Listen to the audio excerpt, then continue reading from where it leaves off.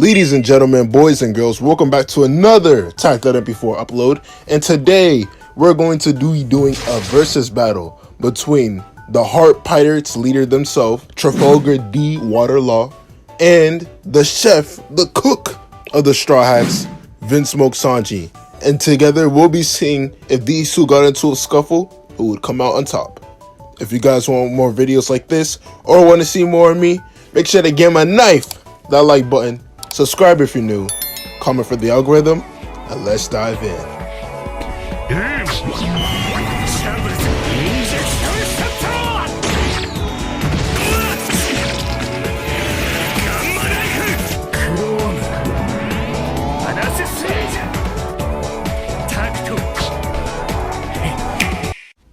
Ever wanted to light up like Ace? Oh wait, no, not like that. But guess what? Your room can.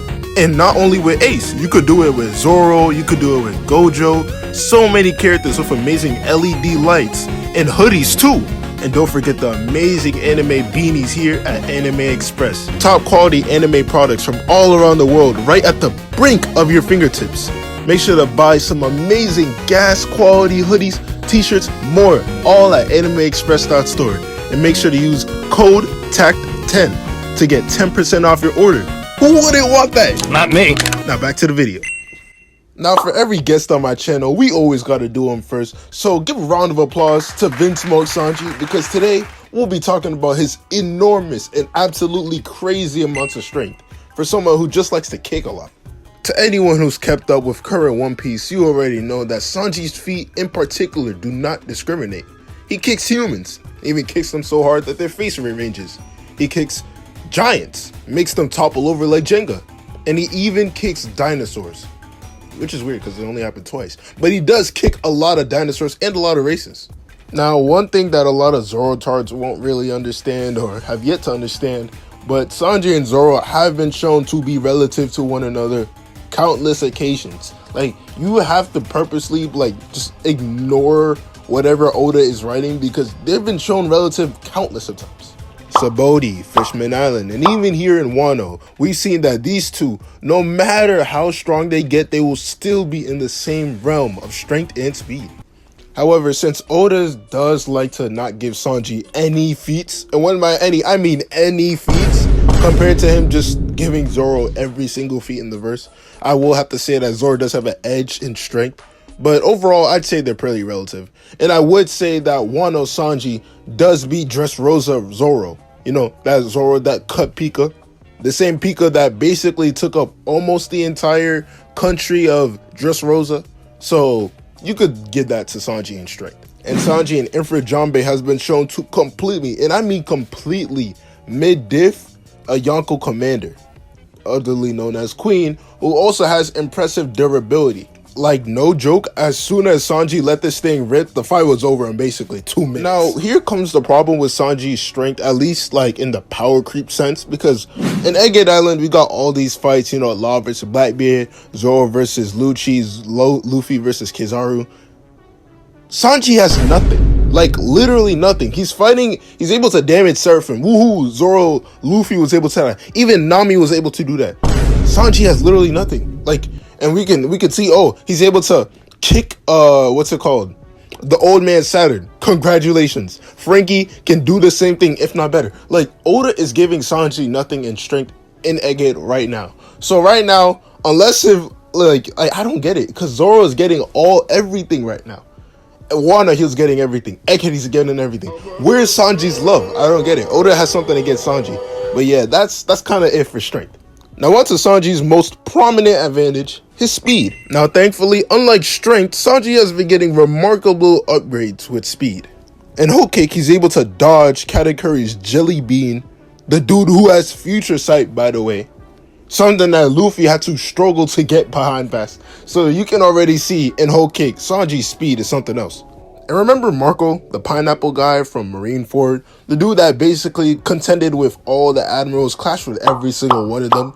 Yeah, by the way, if you didn't know, Queen was able to react to all of Marco's attacks. Now, obviously, he tanked most of it because Marco's AP is kind of booty. But for Sanji, once he turned into Infrared Jambe, he could not set Sanji at all. That means that Sanji's speed could quite literally, if not, rival the Admiral's. Because Marco didn't get weaker by the time skip. He just aged a little bit. He didn't get weaker. But then again, another problem just builds up. I don't know why Oda loves doing this, but right in front of Sanji is Kizaru, about to attack Frankie, Vegapunk, Nami, all of them. And Sanji's sitting there. He's unable to do anything. And right now, guess who attacked Kizaru? Luffy. Luffy attacked Kizaru. Like, Sanji, you're the fast guy. Do your thing. I don't get it. Oda has something against Sanji. I'm telling you, man. But we do see that Sanji's able to completely teleport from random parts of the Egghead Island, just from one place to another. So Sanji's speed is definitely something to look forward to in the near future. Another place where Sanji really shines is his durability. Now, the reason why Sanji's durability is so great is because, like Frankie, he's quite literally built different. Like, he's not even human. He's a cyborg. And the reason why is because of Vinsmoke, his horrible family upbringing and stuff like that. But since he's genetically modified, like the rest of his horrible brothers, he now has basically the genetics of a super soldier, where swords can't even go through him. He regenerates broken bones. Sanji's actually really good. Now, sorry to rain on Sanji's parade, but this is where his durability hype kinda ends, because Sanji doesn't really have that much good durability feats. Like, yeah, he scales up a bunch of other characters, but when it comes to actual durability feats against top tiers, the only one he got is Queen. And Queen isn't a pushover, but he isn't exactly Yonko level. So I don't know. I'm praying Oda gives Sanji more love, especially in his hacks category. Now we all know that Sanji is a master kicksman or footman or whatever you call those people, quote unquote. But Sanji definitely knows his way around boxing people with his feet. And he also learned Skywalk from literally CP0 agents. Nobody's ever taught him Skywalk, by the way. He literally was so afraid of gay people that he started to Skywalk. I don't know. Oda don't got internet, but it is what it is. That's a feat right there. Sanji also knows multiple forms of haki, such as armament, advance, and hopefully future sight. Because, listen, you dodging from Katakuri, bro. Katakuri, he's fast as shit, okay? And he has future sight. He might as well have future sight. I don't know why Oda's not giving him future sight. I think he'd be too broken, but hopefully he does. But right now, he really just has armament and observation haki. And last but not least, Sanji has, in my opinion, the best transformation in One Piece, Diambu Jambe. And I'm telling you, when I first saw this in Endy's lobby, I was hyped because this is really, really cool, okay? Sanji spins his body in a motion, which lights his feet on fire. Well, specifically one, not really two. But with this foot, or at least both of his feet, he's able to multiply his strength. We don't really know exact multiplier, but he multiplies his strength by a ton, as shown with Endy's lobby, his speed, and also with him not only getting his Germa genes added onto it, making him burn his feet even harder, he now has Ifrit Jambe, which is blue flames. These blue flames was able to completely, I think, literally in one panel, he defeated Queen. In one panel, compared to all the panels that he's been fighting Queen with Diambu Jambe, Ifrit Jambe, the second he unlocked that, he mid-diff Queen. So you could see that the multiplier for Ifrit Jambe is up there. But will that multiplier be enough to take out the upcoming Yonko, my GOAT, Trafalgar D. Water Law? Huh?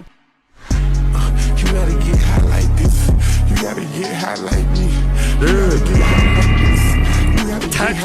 And as an upcoming Yonko himself, Law's strength is something to definitely watch out for. I think it's fair to say this, but any human that's hit with Law's Gamma Knife is pretty much assumed dead. I'ma just say that. It literally rearranges your insides. And the only reason Doflamingo was able to literally fight on and live to see the next day is because he's smart with his devil fruit, okay? Because he's able to somehow give himself surgery mid-fight. No other human is doing that. They're instantly dead from that. And let's stop speaking about humans, okay? Let's talk about Onis, because that's exactly what Law did. He went to dragon form Kaido, pulled out a gamma knife, knew exactly where his heart was, and let him out screaming a whole lot of red. You can't tell me he's not goated. Law, just after receiving his heart, was able to completely, with one slice, cut an entire factory. I think it was a mountain too, in half. You know what's crazy? I haven't even talked about Law's awakening yet. Because with Kroom, not only is he able to put his room inside of his sword, he's able to practically, and I mean practically, delete 50% of your HP. Because I'm telling you, every single time that I've seen Big Mom get hit by this attack, she is screaming for her life. Like, non-stop screaming for her life. And by the way, an EOS villain, the main man himself, Blackbeard, got hit with Kroom as well. And we see how much damage that did. Even to the end of their fight, he was leaking. So that really shows that attack messed him up. It messed him up so badly that if it wasn't for his crew, he would have just straight up died because he would have sunk into the water. Now, when it comes to speed, Law is no slouch. Because not only was Law able to sneak up on Kaido, who has Future Sight in his hybrid form, but he was also able to deflect and counter right after. Which takes extreme, reflexes. The only two characters who really did that to hybrid Kaido was Ashura Zoro and an awakened, hockey-bloomed Luffy. Also with Shambles, Law is basically able to teleport anywhere he wants to around any opponent because his room basically covers up the entire island or the battlefield, however you want to interpret it. And as we've seen with Big Mom, this teleporting, it can get really annoying, but not as annoying as Law's durability. Remember when Big Mom got hit with Queen's named attack, which Big Mom herself had no haki, she was not guarding herself, and after got hit with that attack, literally touched Queen twice, and he was knocked out flat out of his zone form. Well, not only was Law able to tank more than multiple of those attacks, he was able to dish out one of the nastiest shock villies of the entire series. Which means, yes, unironically, Law has better durability than Queen. Which is funny because Queen doesn't get stronger after getting beat up by Big Mom. All he does is literally dance and drink sake next to Kaido. So, literally, Law has better durability than Queen. So, keep note of that. He also was able to tank multiple hits from Kaido up at the rooftop, dodge it, and still have the same energy to defeat Big Mom down below. Which is insane endurance, might I add. But what I'd say is even more insane is Law's hacks. Now, the general consensus of Law's hacks, or rather the Ope Ope no Mi, is basically whenever he opens up a room, he's able to do whatever he wants, right? With Shambles, he's able to teleport, he's able to slice people's bodies open, with literally just a slice if your hockey's not strong enough. He's able to have a gamma knife, which rearranges it insides, like I said. And he does have some other abilities, but those are really useless because he barely even uses them. But what I really want to get into is Law's awakening, Kroom. With Kroom, he basically puts room in his sword. And with that, he's able to control his sword in ways that he's never done before. He can make it larger. But one of the main things that I really want to talk about is the attack potency of this. Because not only does it have the attack potency of Gamma Knife, where it rearranges your insides, as shown with Big Mom, but it also can reach all the way from an island to a volcanic lava, like the island of Wano to lava.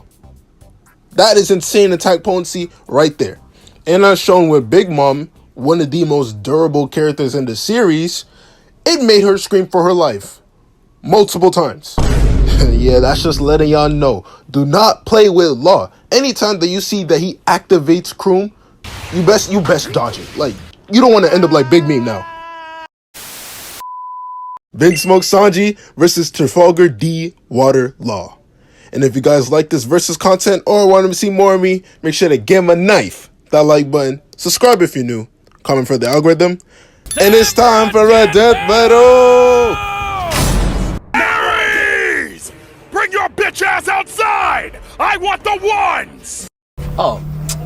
Yeah, all that shit you was talking online and caught up to you, huh? Now come on, put your hands up. I ain't got no words for you. Come on. Leave. The young me had to come out for a second, boy. play, the young me had to come out. Stop playing. Why are you so strong? Oh, that doesn't make any sense. Why are you so strong? Please, I'm... Oh, my rib. Psych! Oh, shit!